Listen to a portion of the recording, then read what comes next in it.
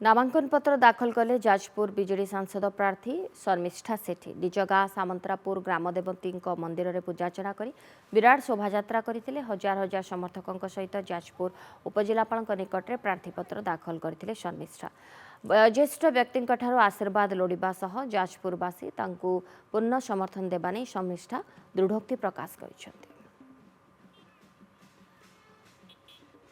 प्रथमे माननीय मुख्यमंत्री तथा विजु जनता दल सभापति श्रीजुक्त नवीन पट्टनायक महोदय सांगठनिक संपादक श्रीजुक्त प्रणव प्रकाश दास महोदय एवं समग्र जाजपुरवासी को धन्यवाद देवी से मो उपर आस्था स्थापन कले विश्वास प्रकट कले एवं मते जाजपुरवासी सेवाई पुणी थे सुजोग देते आपण मैंने देखुवे आज मु 13 तारिख आज मु नामांकन पत्र दाखल करने जाऊँगी आपण मान देखुवे एत जनसमूह एवं एम भर जो आशा उद्दीपना उत्साह अच्छी यही प्रमाणित होकर भल पाइबा केते माननीय मुख्यमंत्री श्री नवीन पट्टनायक प्रति एवं भरोसा केते मात्रा रे अच्छी जे विजु जनता दल प्रति विश्वास अच्छी विकास प्रति तेणु ये विकास धारा समस्त सामिल होती।